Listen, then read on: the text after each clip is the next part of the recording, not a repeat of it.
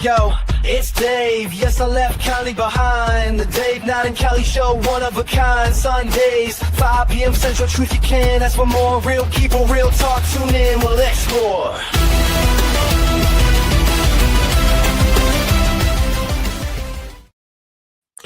Well, good afternoon, Sunday afternoon. Man, lots going on. Sometimes it's hard to even to look at the news with things that are going on. But I kind of wanted to hit on California, because I originally was from California. And there's quite a stir going on.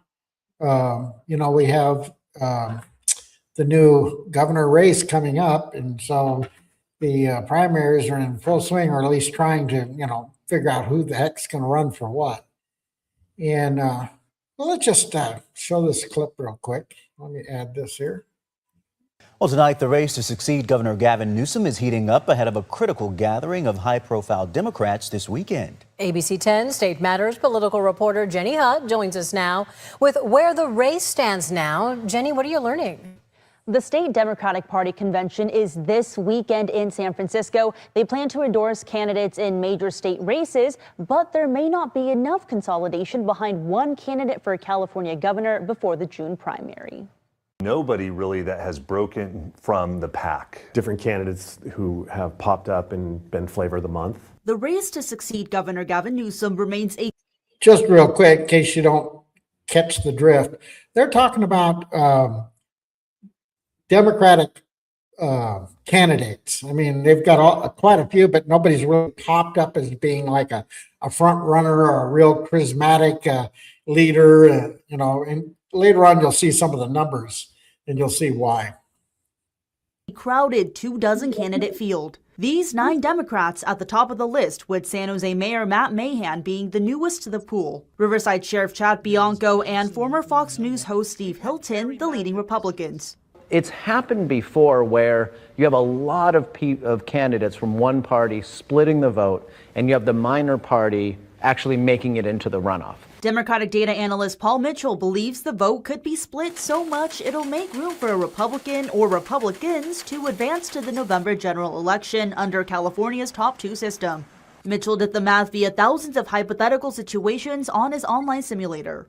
10% of those scenarios end up Republican versus Republican. The vast majority, like 80% of those scenarios, end up being a traditional Democrat versus Republican. In November, if it's a Democrat versus Hilton or Bianco, Democratic and Republican strategists say, if that happens, the Republican probably has zero chance of winning. Both running kind of far to the right. And I think that in California, what that means is, another 20 to 30 point loss for Republicans in November. Tim Rosales is representing Republican gubernatorial candidate John Slavitt. If the Democratic vote is overly split, boxing out Democrats and Bianco and Hilton face off in the runoff. In November, in a very blue state, to not even have a Democrat make it on the ballot would be kind of shocking. Mitchell warns there could even be down ballot implications. If Democratic voters don't see a Democratic gubernatorial candidate at the top of the ticket, they may not vote. All this ahead of the California Democratic Party state convention this week. Now, doesn't it seem kind of hard to believe that there were so many Democrats come out to vote that they won overwhelmingly, but yet now we're talking about some might lose hope and just not even go to the ballot box? I find that really hard to believe, but this is mainstream media. But the thing is that they're kind of telling you that they think that there's a possibility that a Republican may end up with this race. And if you look at all the candidates and you do an overall polling, the 2 top runners are both Republicans. They're 16 and 17% of the overall polling. And the highest Democrat was about 13%, spread out over about 8 candidates, all the way down to somebody that just got 1% of the in the poll results anyway. So it kind of looks like the Democrats are really, really afraid that their vote is going to get all split and people are not going to be able to decide.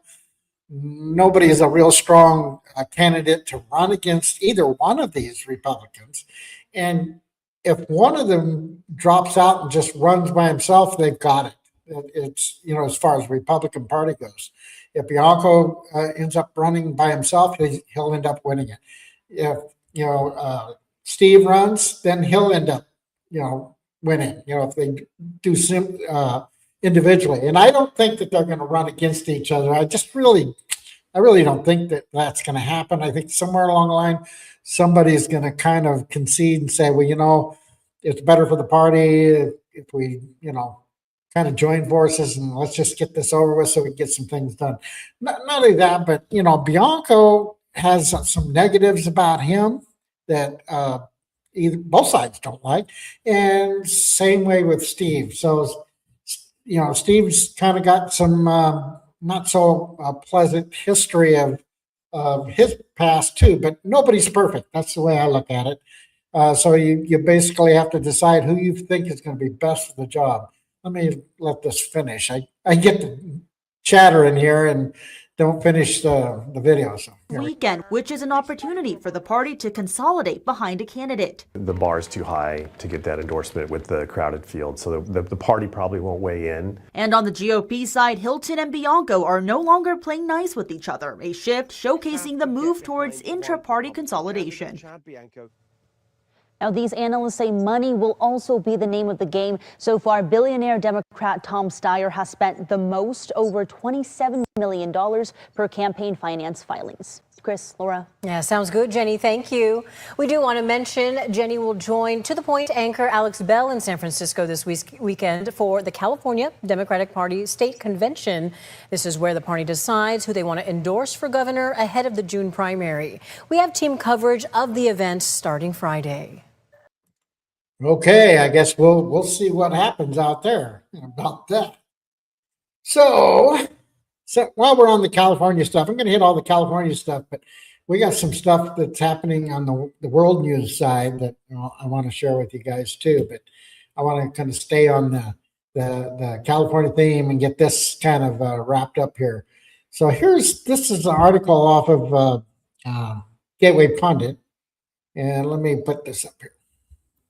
County Sheriff and California gubernatorial candidate Chad Bianco has seized more than 650,000 ballots from last November's election as part of an investigation into potential discrepancies in the county's vote count. The probe follows allegations from the Riverside Election Integrity Team that the county's tally may have been inflated by more than 45,000 votes. This investigation is simple. Physically count the ballots and compare that result with the total votes recorded, Bianco said at a Friday press conference. He said the review will determine whether the results are accurate. There is no acceptable error, small or large, in our elections, he said. The investigation covers ballots tied to Proposition 50, which passed in Riverside County with 56% of the vote, a margin of more than 82,000 ballots. Riverside County Registrar of Voters Art Tinoco said the alleged discrepancy stems from a misunderstanding of incomplete data. He said the actual variance was 103 votes, or 0.016%. Bianco said the process is not a recount of the measure, but a full verification of the ballots. It is just as much to prove the election is accurate as it is to show otherwise. We will not know until the count is complete, he said. The move has predictably upset Democrats who fear what Bianco may find. Among them is Attorney General Rob Bonta, who called the investigation unprecedented in both scope and scale, and said it appears not to be based on facts or evidence. Bonta also said his office had requested information about the probe. The sheriff has delayed, stonewalled, and otherwise refused to work with us in good faith, Bonta said. Oh, wait a minute. I wanted to stop it there for a second. You know, you notice how they say, oh, he's stonewalled. So they don't want him to actually look into it because there was like 45,000 errors that they found. And it's more about not doing a recount but it's going back and checking the validity of what they did count and whether it really exists or it was, mismanaged. So I needed to stop that This is for a second. unacceptable, Bonta wrote in a letter to Bianco earlier this month. Your decision to seize ballots and begin counting them based on vague, unsubstantiated allegations sets a dangerous precedent and will only sow distrust in our elections. Bianco responded by calling Bonta an embarrassment to law enforcement. California Secretary of State Shirley Weber also complained about the probe, saying the sheriff's deputies are not elections officials and they do not have expertise in election administration. Bianco said a Riverside County Superior Court judge has ordered the appointment of a special master to oversee the ballot count. The investigation comes as Bianco, a Republican candidate for governor, continues to gain traction in the race. A recent poll showed him among the leading candidates in the field. Yeah. Okay, so that kind of brings you up to date about what's kind of going on. I kind of lean towards Bianco just because he's also doing this investigation. I think a lot of people, the Republicans that usually don't end up going to the ballot box because they don't think, well, what's the use in even voting when our vote doesn't count? So I think with the last election, so many Republicans actually showed up to the ballots that there was a wake-up call to the Democrats that whoa, they didn't realize that that many could actually be still in the state. They didn't all leave. But unlike me, I couldn't stand it. I got out of there. I left. But, so I think there's a chance. There's a chance. Somebody, hang on. I got to check the front door. Somebody's here. Oh, there you are. Hey, Dave. How you doing? Yeah, so I just basically going over what's going on out there in California with Bianco and Steve Hilton. And it's, if the polls that I was looking at, if you take both Democrat and Republican, Chad and Steve are both about 16, 17%, like 116, 117%, but the highest Democrat is about 13% all the way down to one person's got like 1% in the polling. So, but they have like 8 candidates and nobody's coming to the top. It's like there's no charismatic, leader, somebody to pop up and, that could probably even have a good discussion with either Steve or Chad, Yeah. Well, I don't know. In my opinion, that's partly because they're bottom feeders already. So they're gonna stay at the bottom, I think. Yeah, I think a lot of things are changing. And before I left California, I told one of my best friends, I says, you know what, mark my words, someday California is going to be held responsible for what's happening and they'll be forced to become more conservative because they can't pay for anything anymore. I mean, it's just a natural. I think so too. Yeah. So many people leaving the state already. They've lost representation in Congress and their tax base is shrinking. And yet the cost of living there is greater than anywhere else. So that means fewer people to bear a greater financial burden for what happens in the state. Well, and we still don't know what happened to that $78 billion. Yeah. Yeah, it's kind of telling. I think one other thing that Californians are getting really, really tired of is being able to tell that there is smoke, and then finally they start seeing fire. And I don't mean that just metaphorically, although it is metaphorical too. Yeah. But they start seeing fire, like Nick Shirley exposing so much fraud in daycare centers in California. And instead of their representatives saying, oh my goodness, thank you for exposing this and we should do something about it because none of us should be. But instead they fight him. they fight him. And yeah, You know, instead they trash him and smear him Right. and, get upset with the people who are exposing the fraud. And I don't think any voter likes to see that. Yeah. So No matter what side of the aisle you're on. Yeah, exactly. But you know, that's so, what do they call them? The hardliners, the diehards. I mean, it doesn't matter. You could show them 100% evidence and they'll tell you why that's not true.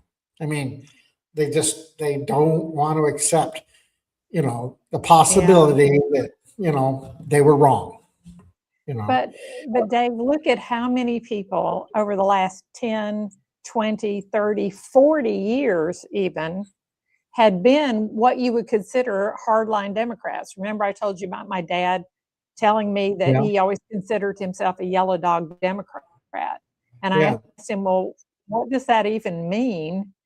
And he said, well, I don't really know, but he said, I always suspected it kind of meant that you're kind of like the yellow dog that is a stray and stays under the front porch of the house, and it doesn't really seem to belong to anybody, but they let you stick around and they'll throw you scraps sometime. And I said, so you're like the dog under the house that the Democrats won't claim and will throw scraps to every once in a while, but other than that, they're not really feeding you, not taking care of you, not giving you anything. But you just hang around because why? And he was like, well, when you put it that way, I don't really know. But he was the one who years later, I think he voted for Clinton the first time Clinton ran. The second time he didn't. And he said, I feel like I didn't leave the Democrat Party. They left me. They left me. And a lot of people have said that. And, it's just too bad that we've evolved into a two-party system. I mean, there was a time that you voted for who you thought the best candidate was. It wasn't really about party, and whoever presented their beliefs and what they want to do and what they would like to accomplish for the United States and whatever, then you took that to the bank. But now it's all about the party. It's not about, I mean, come on. Kamala Harris, after everything we saw. Well, but Dave, it's not just the people, although it doesn't seem like they have any good people on their side as far as, being somebody you could look up to. It feels like to me that, 40, 50 years ago, the Democrat and the Republican parties, they were the two main parties, but you could still run as an independent or as some other, with some other new party and actually gain a decent, not enough to win, but a decent chunk of the vote. Yeah. But that was because the Democrats and the Republicans, it was like they all had the same values. They seemed to have the same goals. They just had different ideas about how to achieve that.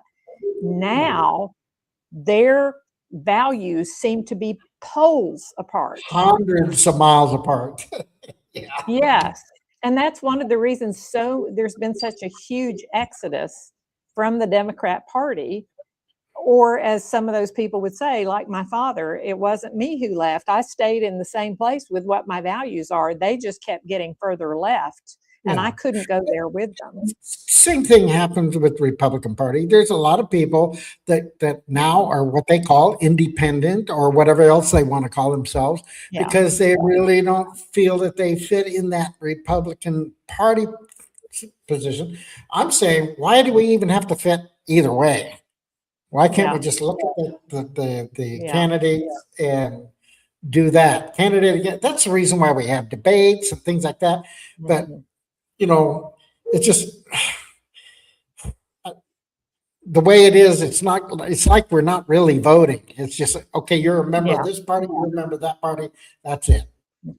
Yeah. So, but anyway. Which really limits our choices, I have to say too. But I think one thing we're seeing in the American public, and I'm feeling this, I'm wanting to know if you're feeling the same thing, is what people are looking for is statesmen, not just politicians, but statesmen men or women who have the courage to do the hard things or to be unpopular, to do something that everybody can agree is right.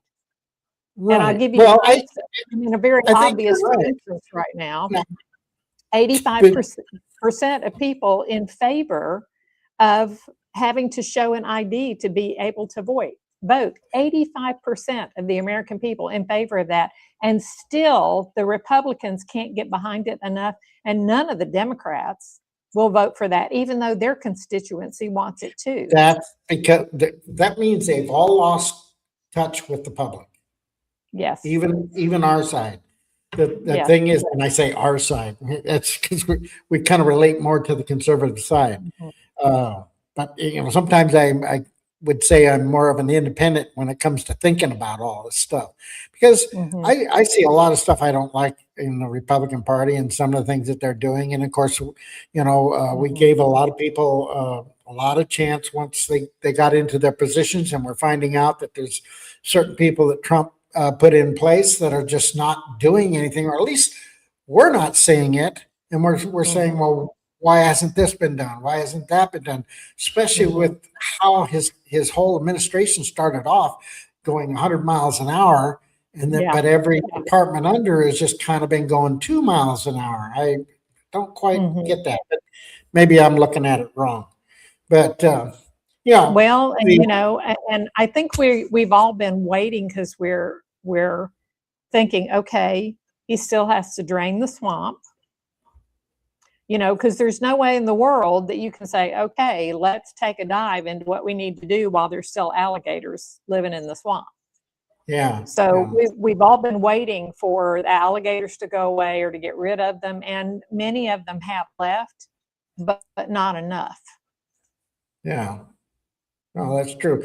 We started draining, and then you know, this is my fear that we started draining the swamp, and then other things started sticking out of the mud that we were like, oh shit, we can't have those, pardon my language, we can't have that. And so all of a sudden they say, hey, just go, don't let it drain so fast. You know, somebody's kind of putting a slow down because of those things emerging out of the mud, you know. Yeah, and the smell that's coming with it. Yeah, it's like, well, at least before we didn't have this overwhelming stench that we had to live with, and now we do. And maybe put some of that water back and drain it more, you know, or drain it more slowly, so that we don't have this huge shock to our systems that we're going to have to live with for a while, because there's no way to fix that quickly. Yeah. Well, and you know, I think that, you know, there's a lot of controversy about how Trump is doing things and how he's not really, you know, acting like a politician. Well, of course not. He never claimed to be one.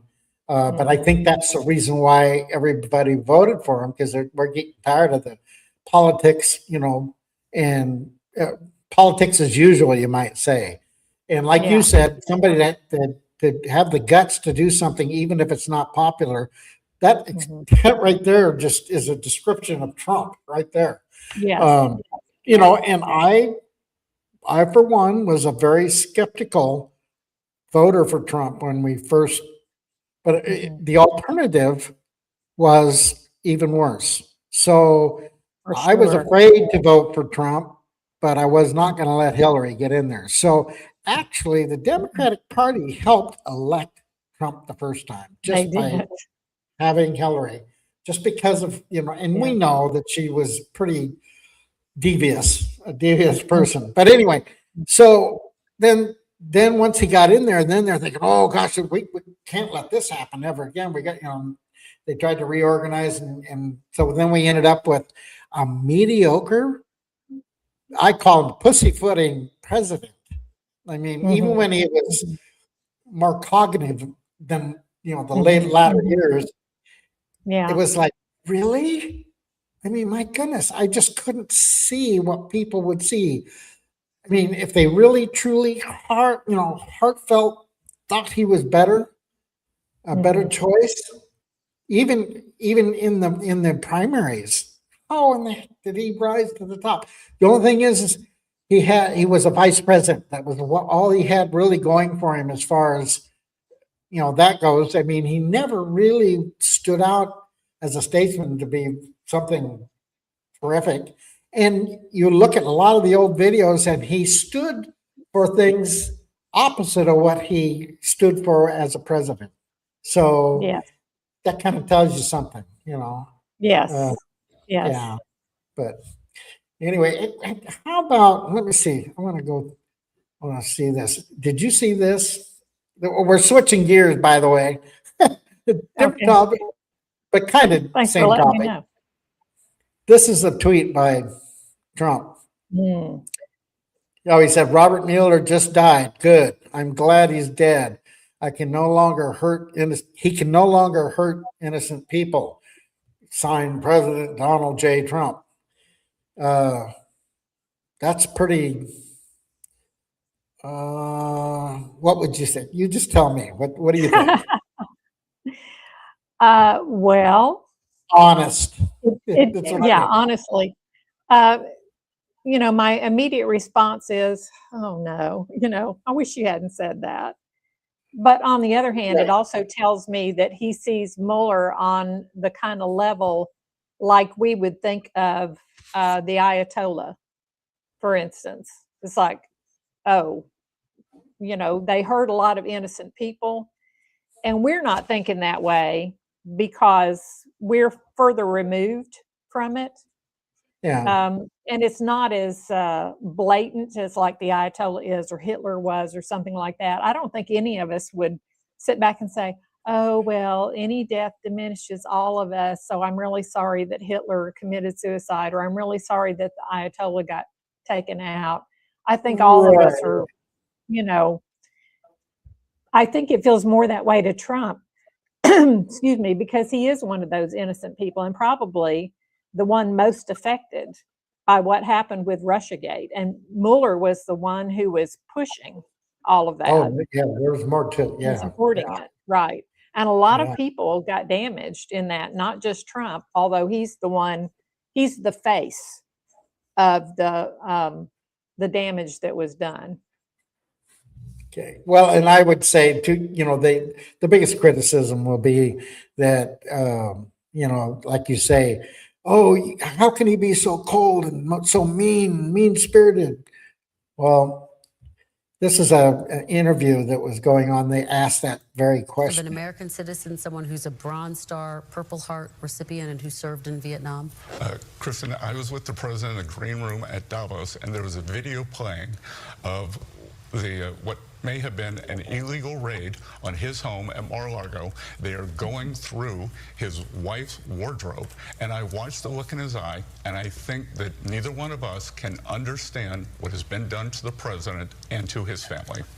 But to the question of the president's post, I mean, Robert Mueller didn't We're going to ask it order again. that raid. Is it appropriate for the president to celebrate the death of any American citizen, Again, Mr. Secretary? I think that given what has been done to President Trump and his family, it is impossible for either of us to understand what he has been through. So you don't think that there's anything wrong with the post saying, good, Robert Mueller's dead? Again, I think that we should all have a little empathy for what has been done to him and his family. All right. Boy, he was pretty solid on sticking to that, because he was just basically saying, look what he's been put through because of all this, and yeah. So I was just reading today about how there were people on the left who were trashing Chuck Norris and saying they were glad he was dead because they were appalled that he was a Trump supporter and that he was on the right. Really? Yeah. Well, now you watch, somebody is going to equate this with, well, if Trump can say that about Mueller, then why can't we say this about? And my response to that would be, well, Trump, as I said, was the face of the poster child, if you will, for the damage that Mueller did to many families. Personal. Yeah, it was personal. Personally, yeah. Tell me how you can point to Chuck Norris in that same way and say Exactly. he did damage to people, and he, that's a whole different story to me. And I, You yeah, and I you get, can point to that and say, "Well, I'm glad he's dead because I didn't like his politics." No, yeah, well, this I is get not so about fed up with politics. people on social media. It's like a lot of brain dead people out there, Yeah, yeah, like stop and think about what you're saying first, I know. My goodness. Well, Yeah. today, Sunday, and you heard well, I think he repeats it. This is Matt Mercer, I think his name is. Let me put this up. This is about what's going on over in Iran in the Strait of I can't say it. Hormuz. You're right. Hormuz. Yeah, It's a little for me. Hormuz. Yeah. that's all right. I got words like Ladies and that gentlemen, too. President Trump has just implemented a brand new strategy of sorts against the Iranian regime, giving the Iranian regime 48 hours to reopen the Strait of Hormuz before he unleashes, and I quote, complete and total obliteration, as he put it. But trust me when I say this, there's actually a very curious component to this ultimatum that everyone seems to be missing. You see, there's actually much more going on here with this 48-hour timeline than actually meets the eye at first glance. So to kick things off, before we get to that sort of secondary effect here, let's take a look at what President Trump actually had to say. President Trump posted late last night, and I quote, "If Iran doesn't fully open without threat the Strait of Hormuz within 48 hours from this exact point in time, the United States of America will hit and obliterate their various power plants, starting with the biggest one first." Wow. Thank you for your attention to this matter, President Donald J. Trump. And so this post came out.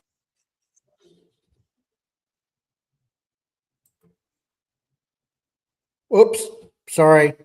I was switching something Everyone behind. is talking about it. Ladies and gentlemen, let's get into this angle that no one here seems to appreciate. Let me give you my personal opinion here. I think President Trump is actually implementing, frankly, an absolutely ingenious plan here, and no one even seems to realize it.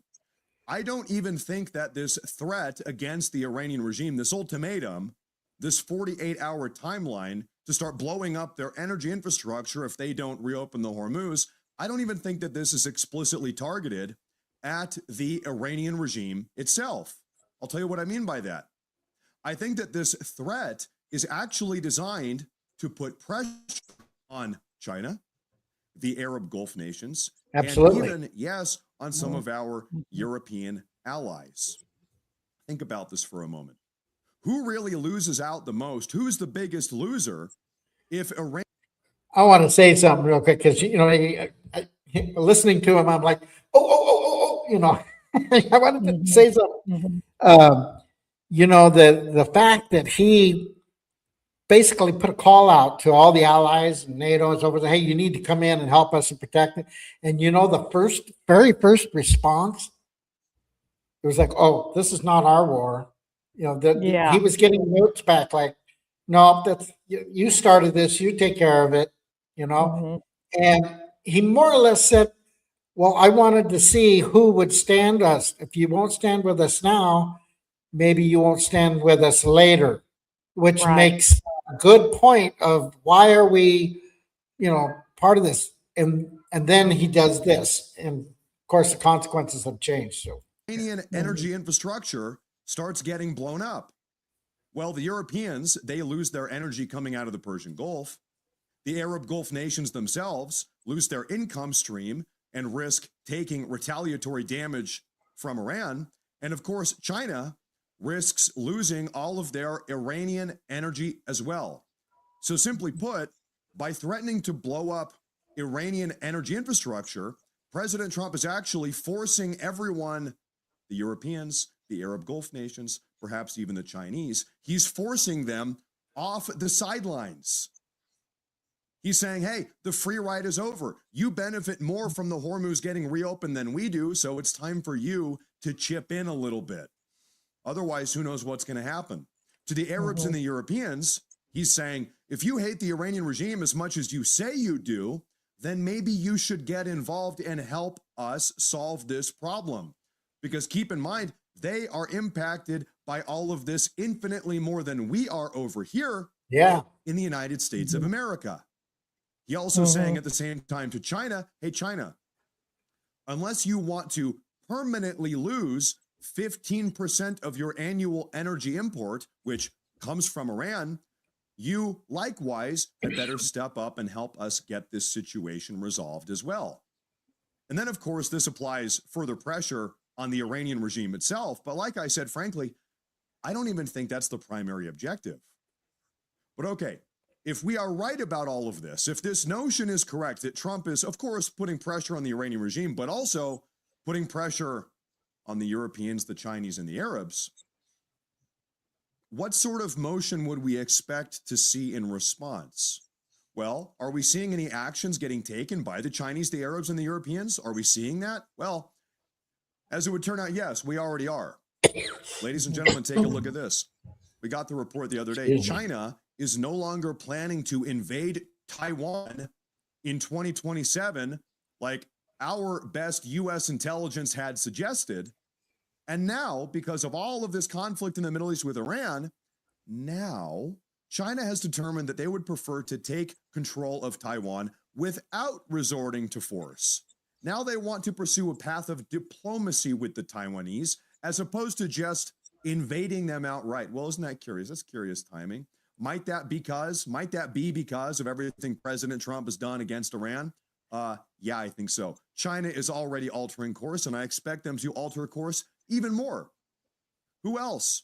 Coming out of Israeli news, Channel 15 today, Qatar is trying to prevent escalation between Iran and the United States.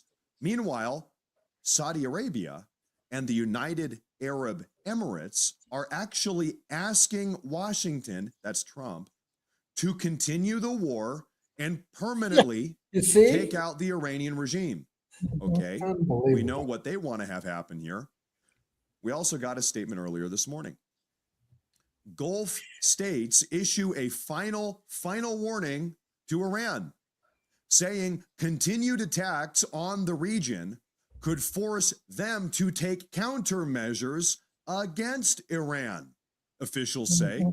Turkey's Foreign Minister Hakan Fidan confirmed the alert after a regional foreign ministry meeting. So, folks, all of the other Middle Eastern nations, excluding Iran, got together overnight, and they said, listen, if we keep getting battered by the Iranians, if they keep firing missiles and rockets and drone at us, then we're going to have to take matters into our own hands. We're going to have to take no longer just defensive maneuvers, but offensive countermeasures. So we know where the Arab Gulf nations stand right now. China has already altered course because of the actions Trump has taken against Iran, and also really this ultimatum he slapped down on the table late last night.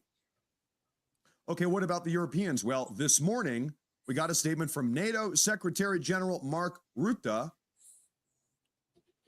Allegedly, he's actually firing back against President Trump's critics. Imagine that. Take a look.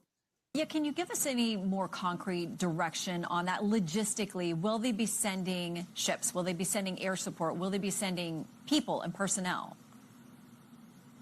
Well, let me first of all say that I know there is a lot of debate in the US and in Europe whether this campaign of the president against Iran was necessary. And let me tell you, it is.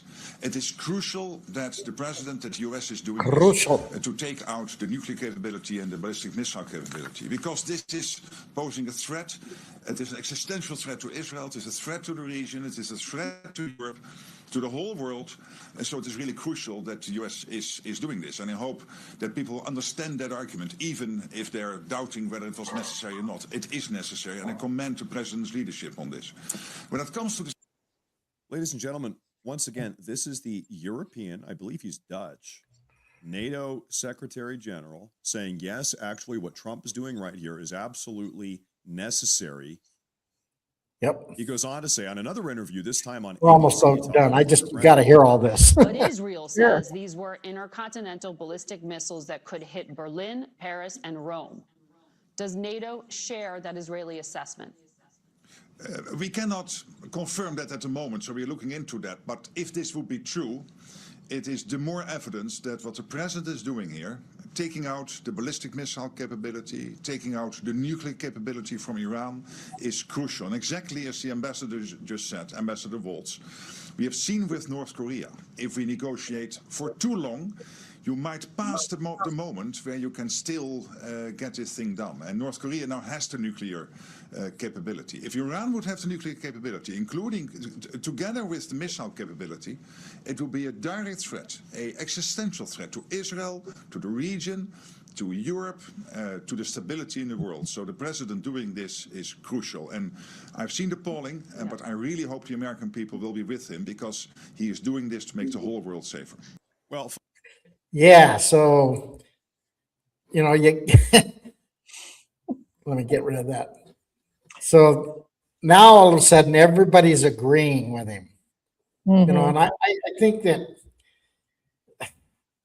as much as some people dislike him, they're understanding what he's doing, and they come around not because they want to, because it's funny, you know, like the people can hate him, so they don't want to work with him, but then they're put in a position where they have to, and then they come, you know, they end up realizing, wow, you know, this is crucial, this is real, we got to do this, you know, and this guy's got the nerve to step up and push it.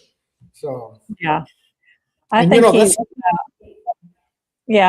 he's he's literally reshaping alliances in the entire world, and reshaping the whole power structure by forcing people, and not just people, but countries, nations, forcing nations to stop saying one thing out of one side of their mouths and then doing something else, and stop trying to ride the fence and not give offense. Instead, he's forcing every single one of them to reveal exactly who they really are, and to maybe even decide who they really are. It's like, you can't sit in this camp over here where you try to be this and this at the same time. You have to decide which camp you're in, and you have to declare it. And we're going to put you in a position where you have to expose what you really believe, and then the rest of us will deal with that. That's right. Like, okay, are you standing with us or you're not, you know? Right. And, right. yeah. But I don't think it's just what NATO is going to do, what the other powers are going to do, even what China is going to do. I think another thing he's doing with this ultimatum is he's signaling to the Iranian people themselves. He's already called on them to rise up and overthrow the regime. I have to believe that at this point, when they've already decimated so much of Iran's military, that he's also telling them it's time for you to step up as well and declare which side you're going to be on. Stop waiting, you know, for, we understand you didn't have the means before, we understand the oppression, but you've been out in the streets in droves. They've been killing you by literally the tens of thousands and doing it publicly. And we've just made it possible for you to step up and show leadership in your own country. Show us you are worthy of taking this country and making it great. Yeah. Well, I agree with you. They also have a problem with the people there. They don't know who is part of the government and who's not. You have a lot of regime sympathizers that quietly turn in your neighbor, you might say, that kind of stuff. You know, same stuff that was going on in Germany, you know, before, the war. People were turning in their neighbors and they either would get kudos, or they would get people would give them extra privileges, or whatever the case may be, you know, from the government side. And so it's like you don't know who the enemy is there, but you saw people dancing in the streets because they realized that, this is a good thing, but at the same time, the regime couldn't do anything about it because there were so many of them out in the streets. Now that it's calmed down, it's kind of like back to, status quo, back to, whoever's in power. I don't know who's in power now, but well, that's a good question, but it hasn't calmed down completely. I think people left the streets at first because with all the missiles coming in, they're like, we don't know where they're going to hit. We can't be out you don't there. know where, exactly. Yeah.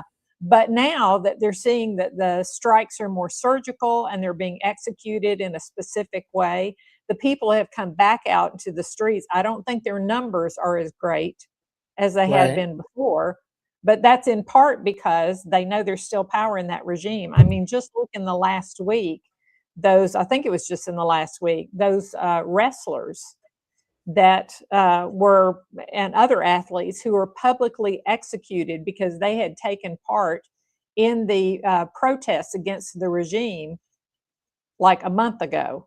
Yeah. And they were publicly hung.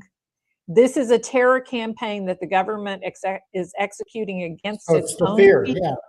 Yeah. Rule by fear. And, right. And Trump is trying to tell them, look, it's time for you to step up. It's time for you to show courage. It's time for you to band together and show us that you're worthy of the opportunity that you're being given right here. And I can understand why they're hesitant and, why they don't want to, but I think he's putting even them in the position where he's making it where everybody is in the position of having to say, this is which camp I'm in, and this is what I want. And I'm willing to step up and have courage and do something about it. Well, this came out 4:40 p.m. So it's what, right now, our time is 5:50, so about an hour, maybe 2 hours if that's Eastern time. It says Iran threatens to shut down the Strait of Hormuz, hit Gulf power grids if he attacks the power plant. So they're basically threatening back. Iran has responded to the terrorist president of the United States, that's what they call him, after Trump threatened to attack their power plants and does not open the strait by Monday. One of their army spokesmen, Ibrahim Zolgafay, I don't know if I'm saying that right, made the threat on the state television. We have repeatedly said that the Strait of Hormuz is closed only to the enemy and harmful traffic. They're basically saying only the U.S. is what they're saying, or whoever their enemy is, maybe Israel too. But so they're trying to say that, but nevertheless, it's affecting the oil going in and out. It says, however, that's what they're wanting. They're wanting the other Gulf states, the ones who have been, stood with them before.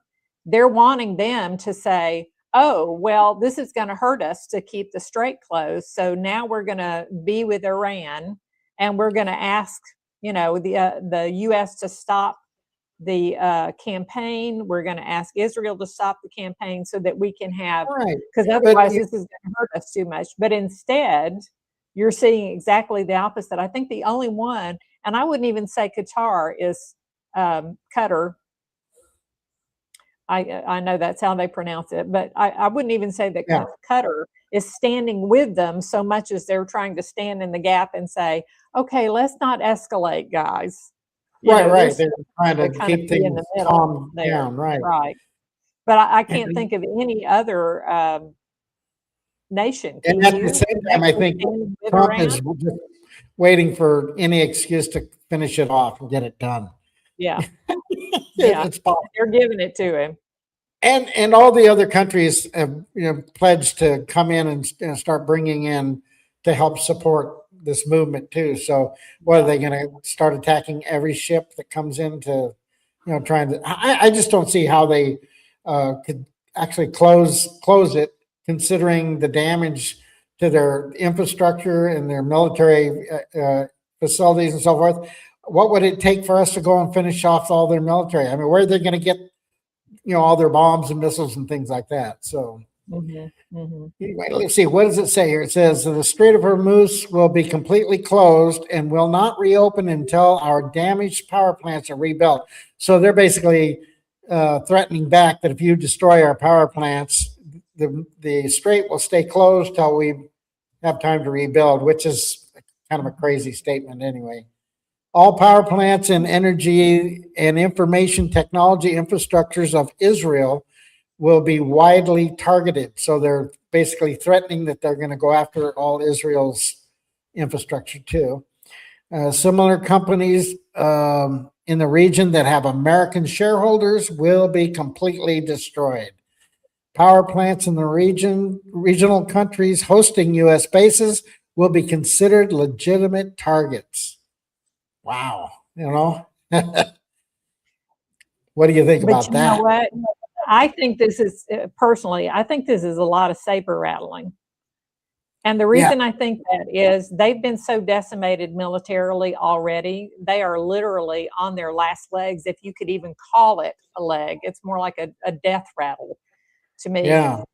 And so how in the world are they going to enforce this? How are they going to keep the strait closed when they have nothing to do it with? They don't have any ships left. Their mine layers have been decimated.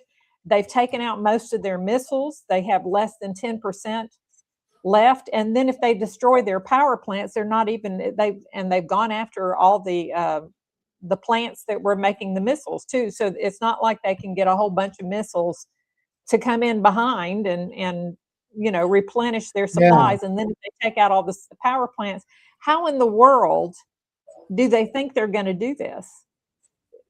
They know they can't. I really don't know. Yeah, they know they can't. This is saber rattling just the same way that Cuba has been saber rattling. President Trump, in the last 12 hours, he should just ask for their surrender. I know. I agree with you. Okay, you got 12 hours. You need to surrender. Yeah, here's Cuba been having rolling blackouts, and they can't even keep the lights on for their own population. And yet here they are saying, oh, but we're fully ready to defend Cuba completely against any enemies that try to take over our country. So my question is, so did Trump threaten to bomb their power plants or just everything besides, people? I mean, he's already gone after the refineries. He's gone after the refineries, right? Aren't most of them already shut down because of damage? Yeah. Okay. Yep. So, and they've pretty much got a lot of the satellite offensive posts. They've hit those. So where is all this? I guess it's coming from further inland that they're sending missiles over to the strait to bomb. I mean, there was also threat about mines, put out in the water. Supposedly they were going to do that. How would they get over there to do that? I mean, I don't know how you could secretly do that with all our ships and everything. Yeah, and they have specific vessels that lay mines, and almost all of those were taken out. Yeah, I don't know where.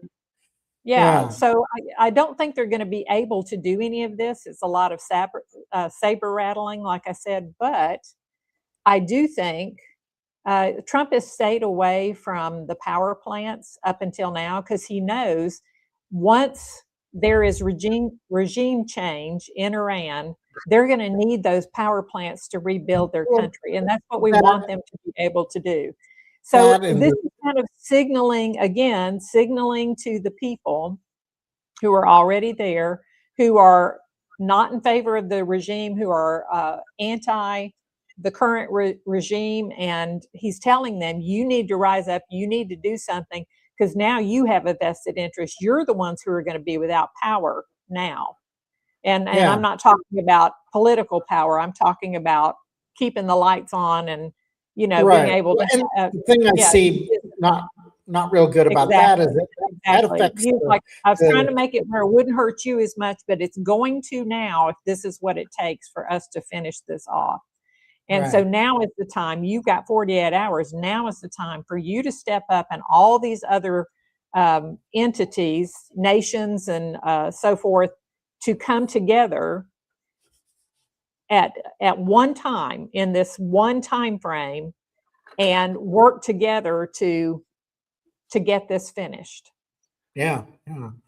Well, and my only thought was that the only reason I would, if I were President Trump, that I would hold off on hitting the power plants is because it affects so much of the civilians, you know. But at the same time, you can say, well, look, you know, we're giving you the opportunity to avoid this, and so if this does happen and all your people get upset because they don't have power, so it's kind of on you. But it would be very devastating for the civilian population to recover from this, because if you knock out the power plants and stuff, it'll take time to rebuild and all that. And it would And really keep be in bad. mind, he said, we'll start doing it, and we'll start with the largest one first. First, Now, could they go in and take out several in one day? Certainly they could. They could take out all of them in one day, for all I know. Yeah. But instead, he's saying, look, if you're trying to test our resolve on this, see if we really mean it, then here's your opportunity. You're going to find out we mean it, and then you're going to have to start acting quickly if you're not acting already. What did Andrew say? Oh, he says the utility companies are taking the customers. Oh, yeah, but we're talking about Iran right now. But yeah. Yeah. Yeah, they're doing that, Andrew, everywhere. I mean, even in the wintertime, I get a $500 electric bill. You know, it's crazy. Yeah. So, oh, I see you say, oh, I made it. Where were you, Andrew? So, yeah, we're just about ready to wrap it up. Yeah. Yeah. So, Dave, does this remind you of a Bible story, by the way? This situation? Because it does me. well, help me out here. What it reminds me of is the story of when David had left the Saul's court, and he's got a band of men, and he knows Saul is looking for him, you know, and he said, I'm not going to touch God's anointed, but he's got this literal army of men, and he is protecting all these people in this region that Saul's army is not protecting. And so he starts looking to those people he's giving protection to help provide for his men. And he gets to a certain place, and he's telling one of the richer men in that area, Nabal, hey, we want provisions. And Nabal is like, no, I don't care that you're giving me protection. This is not my war. I'm not doing anything to help you. There you go. And David's response is, okay, then, well, why am I even giving you protection? I can just come and take what I want, and we're going to show you, you know, what position you're really in. And he starts to do that, and it's Abigail who finds out what happens, and she's like, oh, David is going to come in and kill all the men here. Not just Nabal, who probably deserves it, but he's going to kill all the men here, he and his men. So I have to do something quickly. She takes the provisions that they need. She puts them on donkeys. She takes them out there, and she sends them before. And then she's like, I'm so sorry. You know, in other words, I'm declaring where my loyalty is. Right, exactly. Maybe his wife, but yeah. And David says, and she even tells him, she says, please don't do this, because you would have blood on your hands for killing some of the innocent ones who don't agree with Nabal, but you have put us in a position where we had to take sides, and take sides we have. So please continue to be our allies. And then she goes back, and this is the astonishing thing to me. She tells Nabal what has happened. Yep. And Nabal, you know, I remember the first time I read this, I was like, oh man, what courage she had to go back and tell him that, because she was risking her own life. He could have said, well, then your life is forfeit because you have gone against me.